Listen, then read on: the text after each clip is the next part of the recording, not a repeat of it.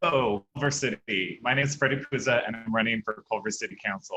We are 45 days away from Election Day on November 3rd, and early voting, vote by mail, starts on October 5th, so be on the lookout for those ballots. And if you mail it in, it's recommended that you mail it in early, given what's happening with the U.S. Postal Office. We will be beginning text banking and phone banking for the campaign. So if you'd like to volunteer, please sign up at freddypuza.com. Go to the Get Involved page and then the volunteer page. There is so much going on right now and so much work ahead of us, but it's important to take a breath and practice self-care. You know, they say laughter is the best medicine. This Wednesday night, September 23rd, I'm hosting a comedy fundraiser. It will be a fun-filled night hosted by comedians Sean Pulaski, including Lisa Curry, Tom Lank, Todd Masterson, Sam Pancake, and Aaron Tracy.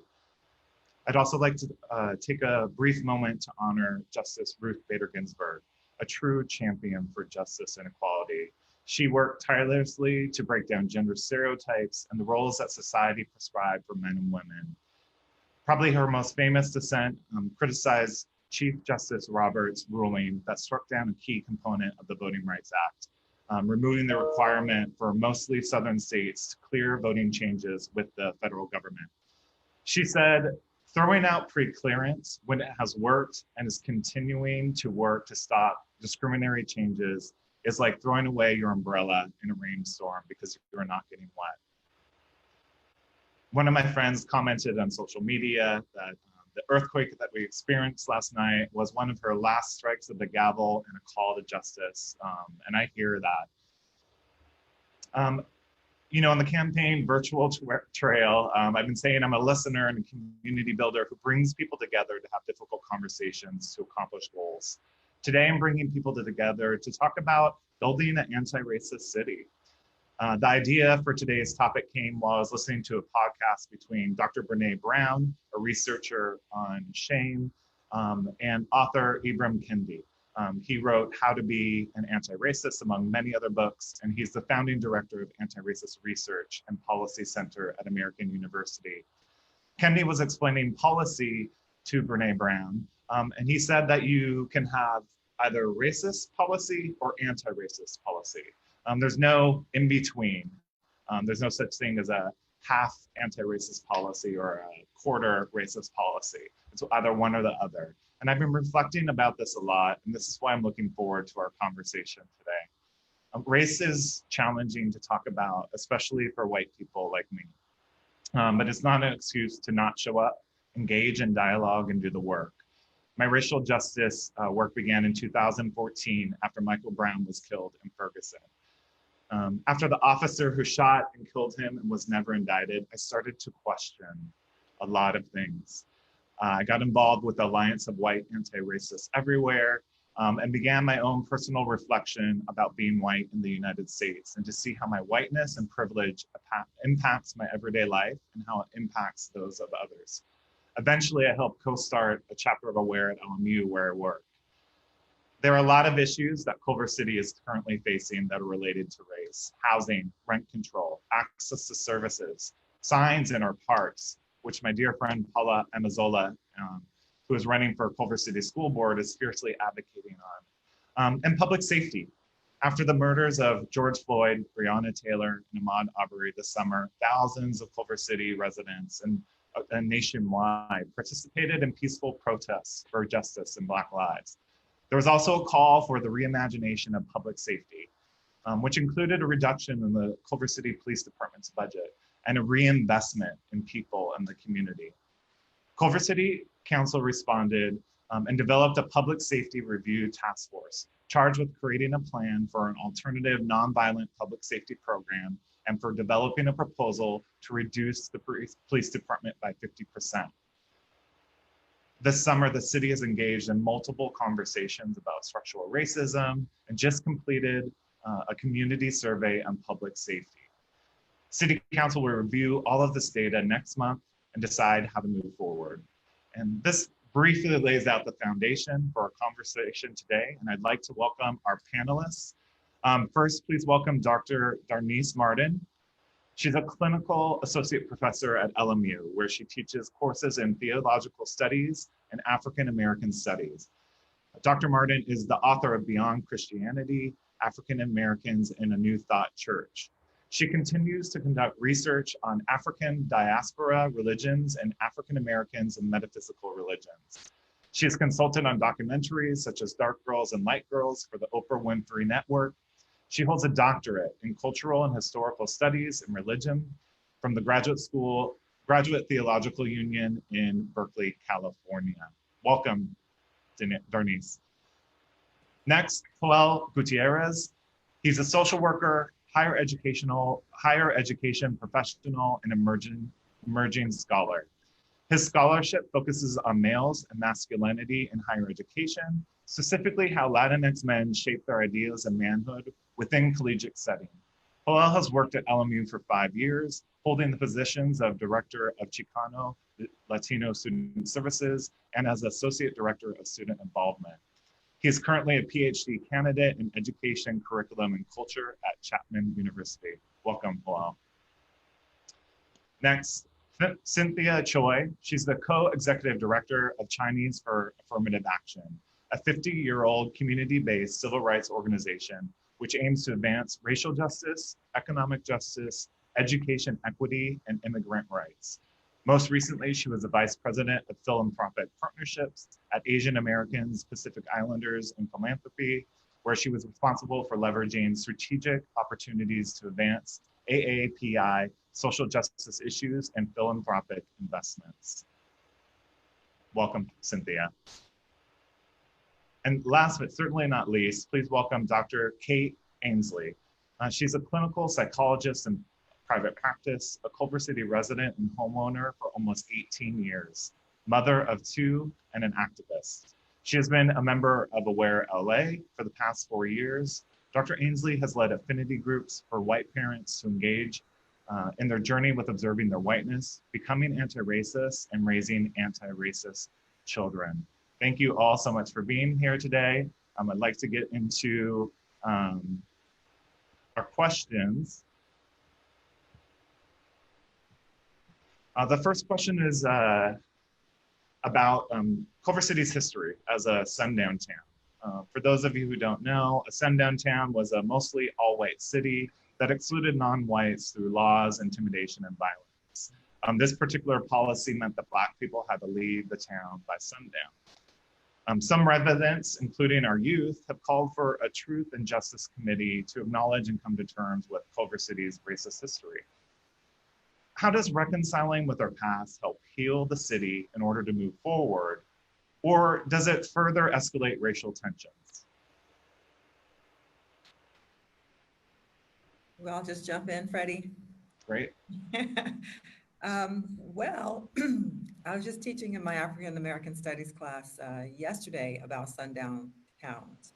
And so this generation, they're Gen Z, right? 18 to 22. And it was surprising to them that that was a real thing. And so, you know, you ask the question, is that part of the reconciliation and healing? Yes, because when you don't even know the pain, you can't really adequately treat it. And so as I was telling the students, right, some of them like, yeah, I kind of heard about that, but in their minds, it's a mythical thing. And so long ago, right, from their perspective. And I said, no, literal signs, right? And especially when you're in the South in the early part of the 20th century, early to middle part of the 20th centuries, you know, they use the N-word. Don't let the sun go down on you in this town. And that to them is like, you mean like literally what would happen to you if you were in town? Like a question, an actual question, what would happen to you? So we can't skip ahead and say, oh, well, everybody kind of knows that it was bad. So can we just move forward? Nah, I gave the example in class. Would you go to the drugstore when you have a cold and pick up a bottle of medicine that just said medicine? Or do you look for the thing that can treat your symptoms? Right? So in America, we tend to want to let's just keep moving. And that's part of our problem. And how come we're here, right? And the situation we're in is that we'd rather not look at the painful causation, but we have to.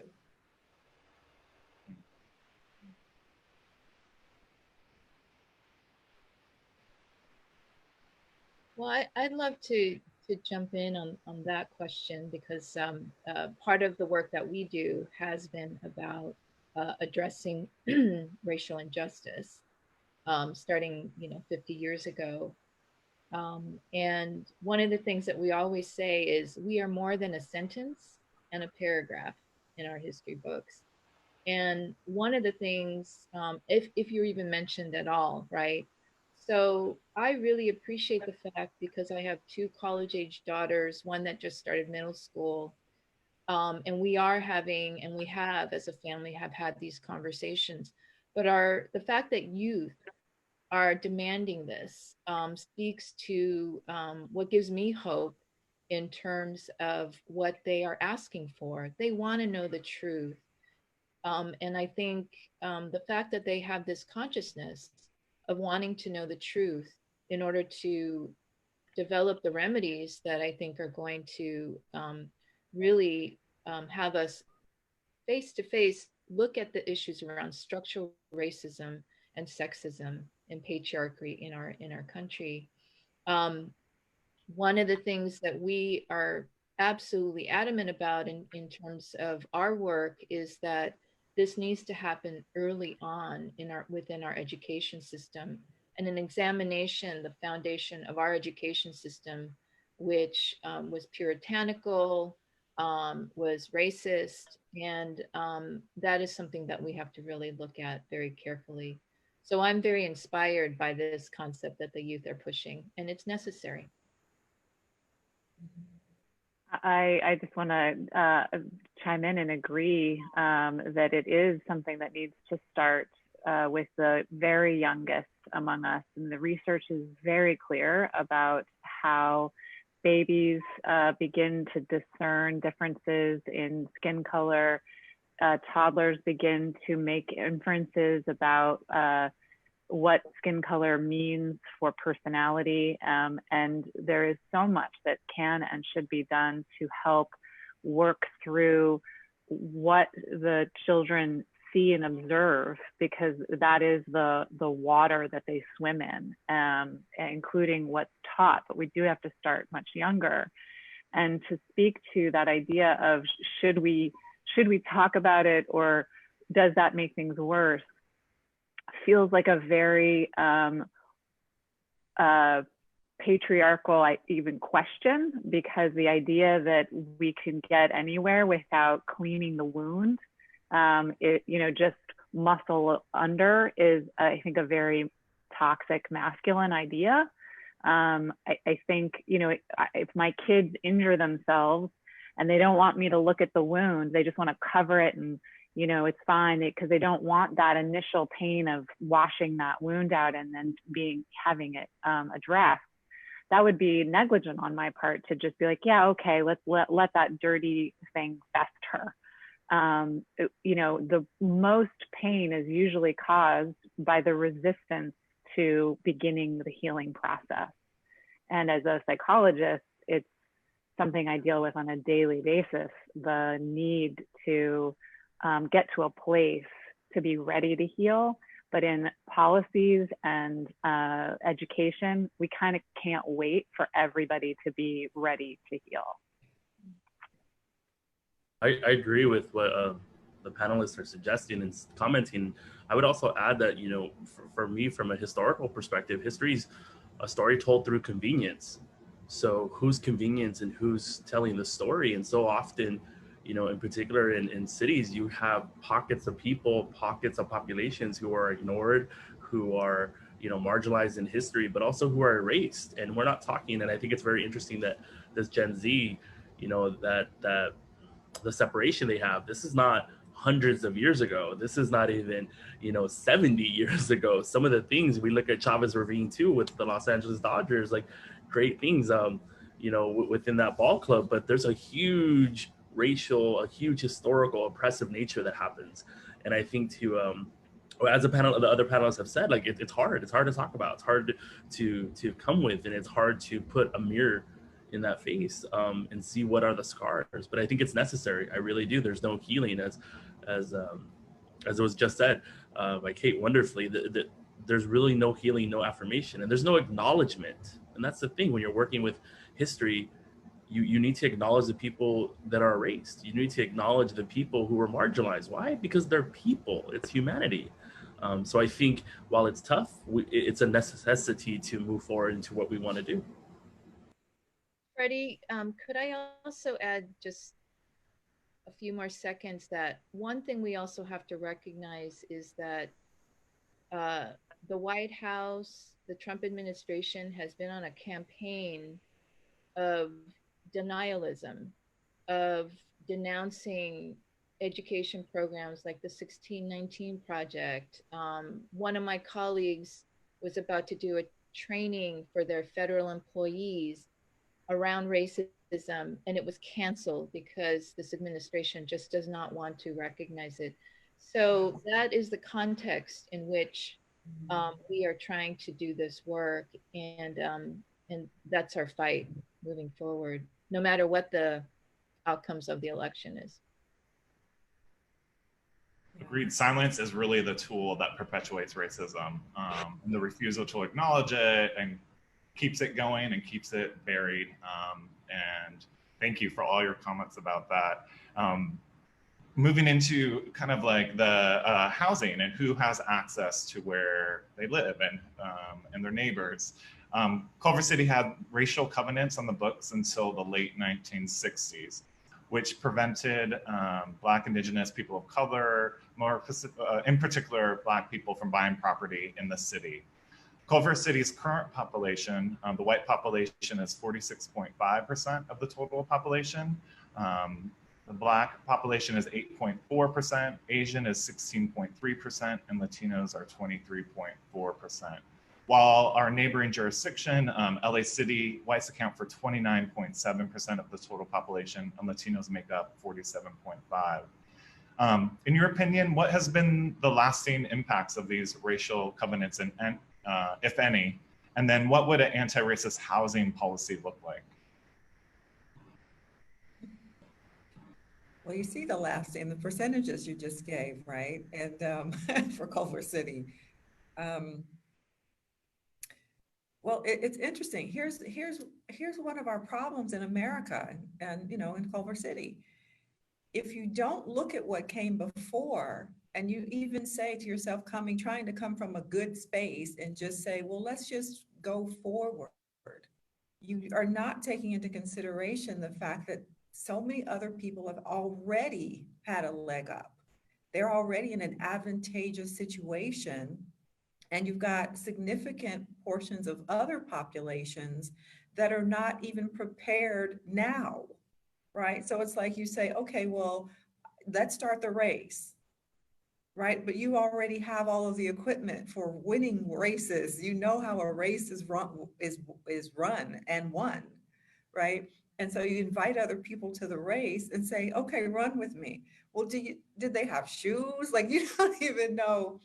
You're inviting people, but there's an amnesia or no, a denial, really, and a denial that other people are coming from other spaces who are the playing field is not level. And there's an assumption that the playing field is level because of the year, because it's 2020 and not 1960. There's an assumption that the playing field surely must be level now. So come on and everybody, let's run together. And that's like a person who feels like they're not racist, right? As Kendi would say, like, I'm not racist, but it's anti-racism to not understand these systems have placed this person at a disadvantage for generations already. So your invitation to the race is just not enough. So, you ask the question, what are the ramifications? Well, the numbers themselves, right? And then, okay, what now are you willing to do? And that's where everyone gets uncomfortable and people don't want to upset the residents, let's just say, of Culver City, or the residents of LA, the residents of the United States. But I think to have this conversation authentically, and not just this one, but any one about race, we've all got to recognize we're going to be uncomfortable. That's just the nature of this game. So if anybody's wanting to run away from conversations or from being an American right now, there's nowhere even to go at this point where you can't, or I mean, where you can really avoid. So we're uncomfortable. I mean, you mentioned we just had a little earthquake around 11:30, 11:45 last night, right in LA. We're kind of comfortable with the earth shaking. We're kind of comfortable with fire. So we can get, and I say that, not to, be insensitive. I'm saying it's a certain way of living in California where, oh wow, I was awakened at 11:45 because the earth was shaking. Well, how bad was it? It wasn't that bad, right? If we can get, it just says that we're strong enough and resilient enough if we really take seriously what we have to do, what's in front of us to do. So I'll pass it on. Yeah. No, I think that's part of the understanding, right? Is that we're working in systems. So what Professor Martin was suggesting, that this is the aftermath. You have redlining codes all over LA. You have, different populations were allowed to live in different areas years before, and I think that's the uncomfortable history of that is, right? Like, what really happened? What really caused these different?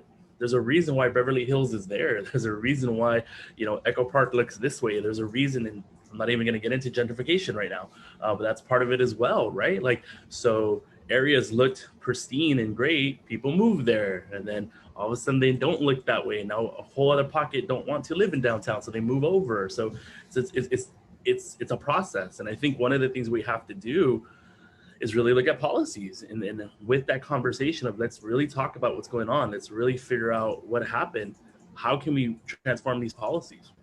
As it is, these are racist policies. So what can we do to allow for community investment? What can we do to have, more fair share policies within housing? What can we do to secure housing? What can we do to allow tenants to have their own rights? And I think every city has to have those conversations. What does that look like? I don't have full answers, but I think what it is we have to have those conversations. Then what does it look like for communities of color, Black, Brown, and Asian communities of color, BIPOC communities, to have community wealth? What does that mean? We're in a city that it's huge cultural diversity.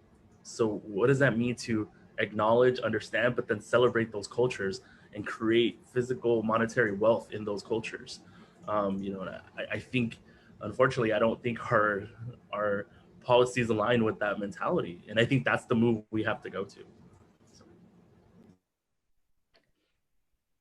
Yeah, I'd love to add that one observation is that this has happened within our generation, right, in our lifetime. So this was not long ago, and the impact has been segregation and divestments. I mean, you look at um, the concentrations of where our communities were allowed to live in the most undesirable places. I think a lot about the Chinatowns and the little Tokyos. And I think about the fact that they're tourist destinations when in fact they were places of significant mob violence. These were the few places, undesirable places that people could live. And so it does go back to our history. And it also speaks to this idea of playing into the fact that some communities are culturally inferior, intellectually inferior, that they are where they're at because of those traits. And if you think about the Monopoly game that a lot of people have talked about, think about the fact if you started playing Monopoly and some people were given money and some people were criminalized. So you, every time you went around the board, you had to go to jail and you couldn't collect your $100. And, so if you equate that to the structural and legal ways in which certain parts of our community, certain communities were restricted, it all adds up to explaining that this is not about cultural inferiority or intellectual inferiority, that this is systemic. And when we can recognize that, and I know we're going to talk about affirmative action a little bit later, we really need to look at that history to understand why things are the way they are today.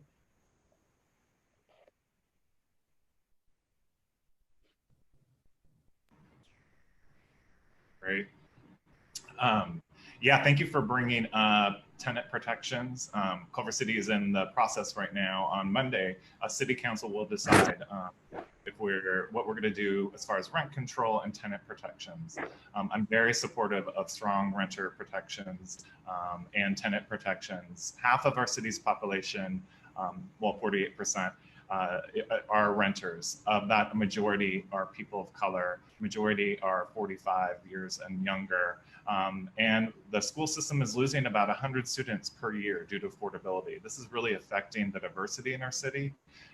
So we need to really protect our residents in that way. So I appreciate that. Next, as I mentioned in my intro, Culver City is currently in the process of reimagining public safety and its relationship between the police and the community. I've called for a reduction, 50% in the police budget. So my first question is really broad, but do you see there any evidence or data to support that racial discrimination happens when it comes to policing?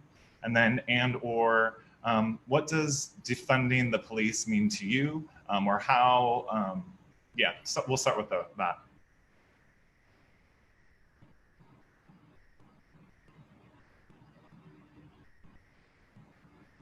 Hey, did you want to go since you? Oh.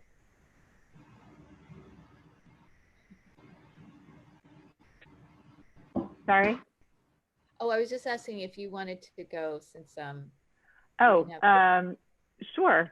I mean, I think that if the first question, is there data or evidence to support that there is racial discrimination when it comes to policing? Yes, the data is very clear, particularly when you look at just this last piece of work that was put out by UCLA. I'm looking at this policing in Culver City analysis, and what it reveals, which is something that I have always felt implicitly, just being a resident here for 18 years, and every time I drive down Washington Boulevard, if I see a car pulled over and I look over, it's never a white driver. That it is predominantly 70%, 80% people of color who are arrested in Culver City, and staggeringly, 86% of those people don't live in Culver City. So it sort of feels like we're a dragnet for picking up and targeting people of color to pull them over and bring them into the jail system that is so voracious here in Southern California. So yes, I think the data is pretty clear on that. But what does defunding the police mean? I think to me, it's when I first heard that notion of abolishing police or defunding the police in an AWARE meeting, I sheepishly asked, I don't even know what that looks like. That was a completely novel idea to me. And what I understand of it now in my journey is looking at how we have taken money out of education and social services and put it into a highly militarized police force and a highly overpaid police force. And so defunding the police means just pulling those funds back out of that police force and back into the places where it is clear, more data and evidence to support that money will do much more good in education, social services, housing, and mental health care. So that's what it means to me. I think about this question in terms of what it means, like, what Kate just said. So, I mean, she just articulated so many places in our society where the money can be better used. And I think, we have to come back to the question and ask ourselves, who are we as communities, as individuals? Because when you just said all those things, right, all the social services and housing, like community places where people are served, No one is going to really say, no, those places don't deserve funding at all, right? No, we don't want to help people at all. Like, I doubt anybody's going to come out of their mouth and say, no, I'm not for helping people. But when we talk about where we put our money, we end up putting our money in places that look very much seem like, no, I don't really care about education. I don't really care about healthcare. I don't really care about whether or not people sleep on the street. And so I think we have to really think to ourselves, who are we? And in America, who are we? What is an American? And we're clearly struggling with that, right? So of course it shows up in Culver City because it's the country, and then this is the microcosm. Okay, so defunding the police would be, and I think people panic when they hear that, right? Oh my God, there will be anarchy and chaos in the streets. It'll be the wild, wild west. And, Black people, brown people in particular are going to come for our stuff, right?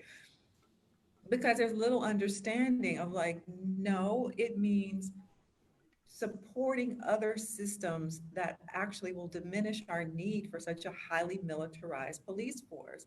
And the fact that we have to explain it in this way, I mean, I guess we need another term perhaps to say than saying defunding the police so people don't automatically go into knee-jerk panic, that better conveys that what we're trying to say is, look, we as various communities, all communities around this country, can think about how we better serve people rather than just locking up people, putting people into an incarceration system or criminal justice system that is highly biased.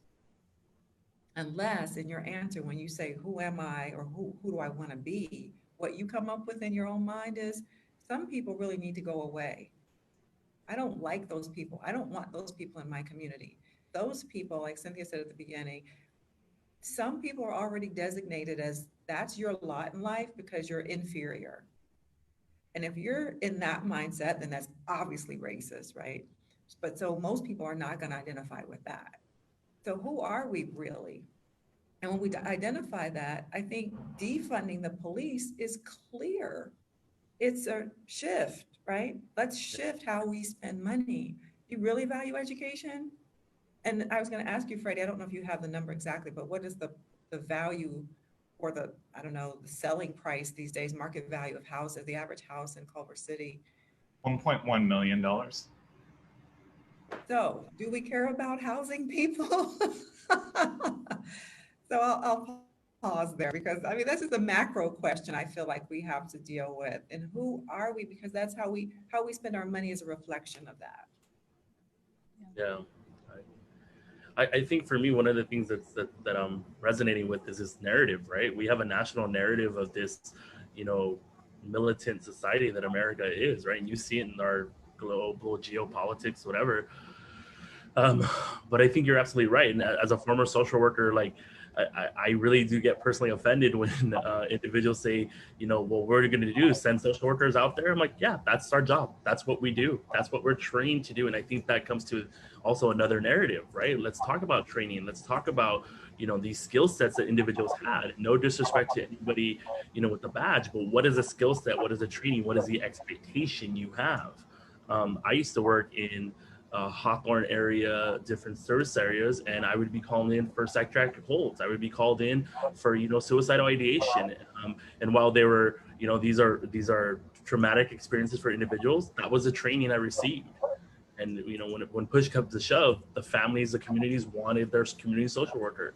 And I think that speaks to the narrative of, in order to be safe, we need a police militant to be safe. Well, that's not the goal. The goal is to heal a community. The goal is to really kind of respond to what's going on with the community, and you need specific training, specific individuals who have that availability. And I think it goes to what we're talking about. For me, defunding doesn't mean defunding. It means distribution, a redistribution of where the funding goes. And I'm okay with that term because we got to shake things up. I'm okay with that. We need to change the narrative, and the best way to do it is to really call the narrative out. Yeah, I wanted to just weigh in to that. If budgets are moral documents, what does our budget say? And I love the fact that we have social workers and educators and community folks here, because we think about the impact on our communities. And you know, for example, when I look at the salaries of our teachers, right, in LA County, it's, you know, roughly on the average of $65,000. Police officers, a little bit around that average, but with overtime of typically another $100,000, it speaks to why is it that we're leaning on our police to do things that are not necessarily life threatening, or that could be handled in a different way through mental health services, and so forth. So those are the things that I think about. I think the other thing that I want to add is that a lot of times words matter. And I think there is a lot of alarm when you say defund the police, because in some people's mind, it means lawlessness. It means like, you know, what does this mean if they don't have another vision or alternative vision for safety, if police and surveillance is the only thing that's ever been offered, we have to do a better job engaging our communities. Because I think, as it's been said, if we start to point to root causes of violent crimes, if we talk about early intervention, we want to get to a place, some people want to imagine a world without police. And I think we have a way to go to do that. We have to start bridging that. But I think it is possible, but only if we make those investments in those other areas. And we have to do a better job with communities that are feeling unsafe, that are feeling insecure, especially for the Asian American community right now. We're being attacked and blamed for the coronavirus. There have been hate incidents. And so there's a tremendous amount of fear around that. And so how do you talk to communities that haven't been engaged on this issue? And that's the hard work before us. These principles and visions are really important. But how do we get folks to buy in and support real reform and transformation, I guess, is now what we're talking about. Yeah, thank you. Yeah, the first step is really bringing in the communities that are most impacted by over-policing, and hearing from them and engaging with what they think needs to be done and how they envision public safety. We also talked about how racism is a system, but anti-racism is a system as well. So if anyone didn't talk about that, or what would be your vision for anti-racist form of public safety? And then if anyone wants to address Measure J, which is going to be a measure in LA County, the November ballot. For those of you who don't know, it would permanently shift 10% of LA County's unrestricted funding away from law enforcement into community services and programs. And I also just want to point out that everything that we're discussing is not going to happen overnight. It's not like we're going to wake up tomorrow and there's going to be no police or no services, public safety. So this ballot, if this passes, it will be phased in through 2024. So this is a long-term process, long-term issues that we're engaging in. So any thoughts about that?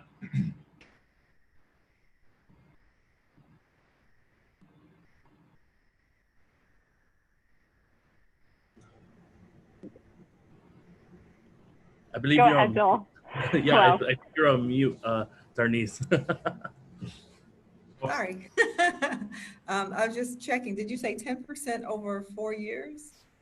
It would permanently shift 10%, but it'd be phased in through different amounts through each year through 2024, and then culminating in permanent 10%. So, yeah. So I guess what I want to say is, look, wherever we start, great. Because the point is to start and get the initial, knee-jerk panic, and people are going to rant and rave and be upset, and to kind of get used to the fact that, yeah, well, we're changing. We are making changes. And I think as specific as we can be, great. So if you start with a small number, okay, we start with a small number. We start with a little bit, we start with a little bit, because it does take a while for people to kind of catch up and realize that, oh, my life isn't devastated behind this, right? This isn't something where something's going to come and eat me overnight, right? And so, I personally would like it to be, more, but I have to think about, the collective. And once people are in fear mode, that can shut down everything, that can just cause violence, that can just shut down progress. So, okay, start with something small, but it's measurable, it's specific, and it's consistent. Right. So now, as I say these things, because y'all know I teach history, so I'm thinking of Booker T. Washington. I'm channeling Booker T. Washington right now, who says, "Slow and steady wins the race," as opposed to someone else who's like, "No, all or nothing right now." And there's room for those people too. But I'm just like, oh, this is what Booker T. Washington said in the early part of the 20th century, in the early 1900s. Slow and steady, because we can measure that, and people don't have that initial fear, right? Which can shut us all down or end up in violence. Is exactly what Booker T. Washington said. So I offer that to say, are we going to argue about the number, or are we going to argue about whether or not it's a valid measure? Like, what is the resistance? Is there resistance to say that's too much, or we shouldn't even have this? And I don't actually know that. So it's an actual question if anybody wants to say.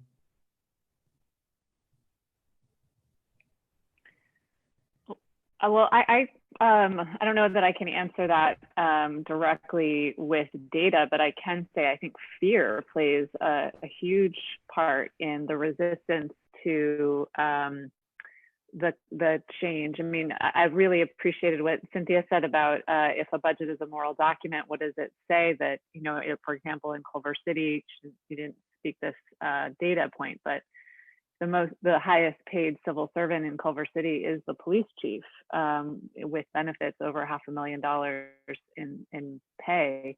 I also think about that budget and what it says about the health, the emotional health of the city, and how much fear there must be that people worry that if we shift money away from the police, they will be that much less safe.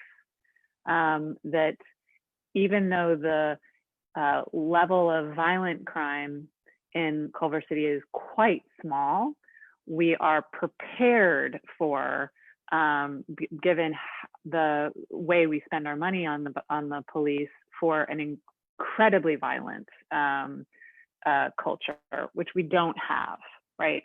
So if I, for example, had a patient who had 17 locks on their door, and only one time somebody came and knocked on their, came to try and jiggle their door handle or something, we'd be talking about the disproportionate reaction to a traumatic event.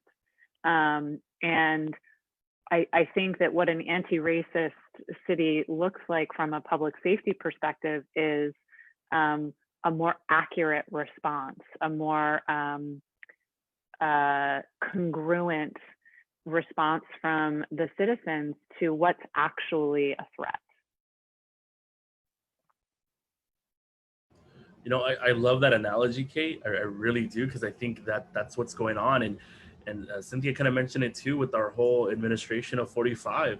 There's so much on this fear, and it speaks to this historical racist narrative that our country's had. And I think one of the things I always tell individuals is my critique on an American society is the fact that I love America. Like if you really, have a deep, profound love for something, you're going to question it. You're going to critique it. You're going to want it to be better. That's what we should do. And I think, looking at these budgets, I agree with Darnice. It's, for me at 10, 15, 20, I would love it to be 30, but we're not there yet. But I do think it speaks to this narrative, this image that cities like Culver City, who have lower violent crimes, what do you need to protect from? What's really going on? What's the real deal? Are you really afraid of Black and brown and other marginalized communities coming in there and shaking things up? That's not going to happen. So I think we got to figure out, I think conversations like this help with that, help with the understanding of the reality that's going on. I mean, I want to just add to that, Joel, that as a resident here for 20 years, what I am afraid of is someone who is in the throes of a psychotic episode or who is in the throes of withdrawal. I'm afraid of that individual in so much pain, or somebody who hasn't eaten in days, losing track of their humanity and their limits and coming for something, not necessarily mine, but just hurting somebody else in the community. But that's not something that should be addressed after it happens, that should be addressed before it happens with proper mental health care, with proper drug rehabilitation, with proper food and medical support. And we can't do that and also have a military force as a police force.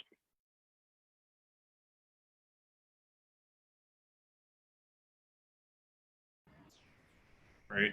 Well, Thank you. I'm Oh, just, sorry. yeah, I was going to add something else. Like, Yeah. can we reimagine? I mean, it's been shared before. What does the team look like of responders, first responders? What does the team look like? And we're just so not accustomed to think it's like guns, boots on the ground. That's what it looks like. Mhm. But won't it be a wonderful thing when it looks like, hey, the social workers there too, like there's a team that shows up. And that's what we expect as a whole society. That's what I'm trying to, like, writing notes to myself here. I'm like, I'm trying to envision something. And right now, even as I write it down, it's like, oh, that's almost impossible. But it's not impossible. It's just we haven't seen it. And so it seems, what do people used to say? Oh, that's so Pollyanna, or you're hippie, you're liberal, you're just, tree hugger, whatever people say, right? And it's like, well, why wouldn't we want that though? Could I ask, how is the 211 number working, where it's supposed to be used for non-life threatening situations that you actually call this number versus 911? How do you feel like that's working as an alternative to police being on the scene? Yeah, I don't have exact numbers on that, but again, it's the having the funding to provide those resources. So we know there's not enough beds in psychiatric facilities, or enough social workers and the housing and the stock to provide housing for all people. So it's really about that. For me, it's more about the funding, because if you have the infrastructure there but not the resources to provide the services, then yeah, but I don't have specific data, so I can't speak to that. I'm not familiar with it. What is it supposed to answer? Like, what needs, or is it supposed to just show up on the street to help people, or is it supposed to be a whole networking, a whole resource network? Yeah, Darnice, I don't think it's the high level concept that you perhaps were talking about, a team of first responders that can deal with a whole range of issues from mental health to other types of situations. It's supposed to be a number that you call for non-life threatening situations that can handle a whole range of issues. And it would also include um, supporting unhoused individuals. Because a lot of times when police are involved, there's an escalation, and as you all know, it can lead to deaths. Right now, it's providing also services for COVID-19 resources, connecting people to food banks, and services like that. You can report hate crimes through it, so it has a multitude of features. Any other thoughts about that before we move on? Great. Well, moving more to a state issue, but also, we're part of the state. But Prop 16 is on the ballot this November. For those of you who are not familiar, Prop 209 passed in California in 1996. This banned the use of affirmative action in public education and public employment. Prop 16 would repeal that and reinstate the use of affirmative action. The question is affirmative action still needed in California? If so, why? Are these Well, real questions? Go ahead. well, if it's okay, the name of our organization is Chinese for Affirmative Action.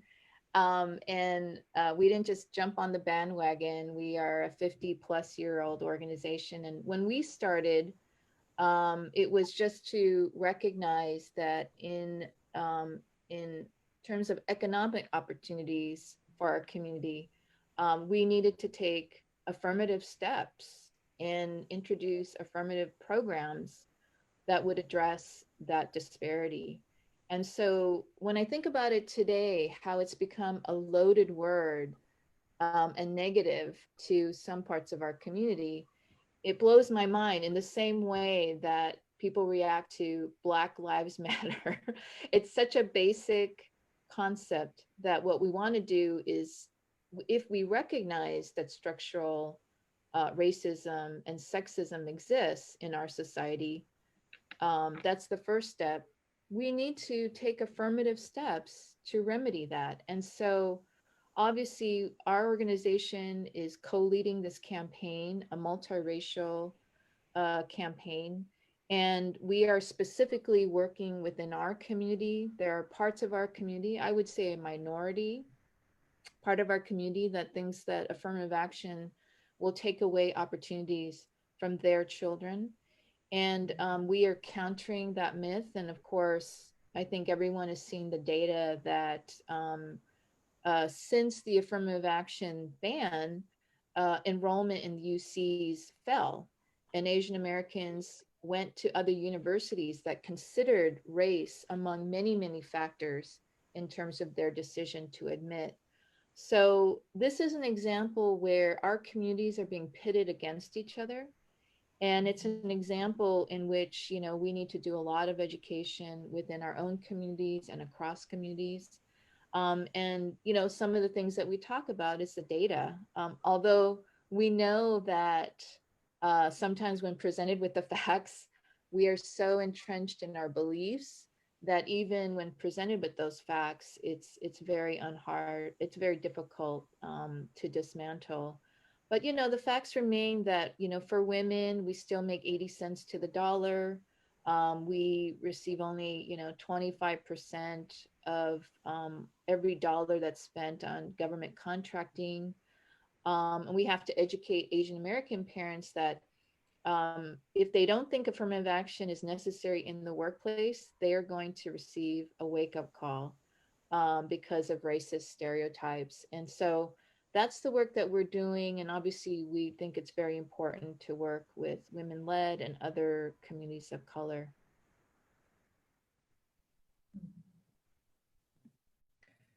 Well, I think, the very question, it's certainly a valid question, because in the climate in which we live nationally, yeah, some people feel like that means I'm losing out. Those other people have special rights or special access that I'm denied. And so that takes us back to the idea that there's a level playing field now, which is just wrongheaded. And it's like, to, what is the level of the kind of education that we have to do, right? Like, how far back do we have to go in terms of re-educating people to just get white people, frankly, to not feel that if people of color have some part, that it doesn't cost you your ability to feed your kids. It doesn't cost you your ability to go to college, right? It's this mindset, this stubborn, fear-based mindset that we pretty much live in, that can be triggered easily by, a politician or any person with a public platform, basically. You can just be triggered. And so affirmative action gets this horrible connotation. And again, we're back to the discussion, like, well, what part of, how uncomfortable are you willing to be? Because we've got to make this nation better. So my question for white people these days is, well, tell me what you're willing to do. Tell me what you're willing to not only like personally do yourself, but what are you going to vote for? What are you going to allow? Because where you're getting stuck, it seems to me, is where you feel like I'm uncomfortable, so I can't do anything. What are you willing to do? What are you willing to for your school to look like? What are you willing for your neighborhood to look like? So how, and then to say, well, how do you imagine that will happen? Just organically? We know that that does not happen organically because we have the data. Culver City is 46.5% white. Okay, we just know, no. So then we're back to asking very specific questions. And that's how I, as an educator, kind of think. It's like, okay, well, let's be very specific. What are you willing to do? Do you realize that it is not, there is not a level playing field? And now what? And so, yes, we still need affirmative action because we're just not at a place where organically our institutions or our neighborhoods are reflective of what America is. And we just haven't gotten there yet. I feel like we're toddlers. Are we still toddlers in a toddler stage of humanity? I don't know. But I'll pass it on.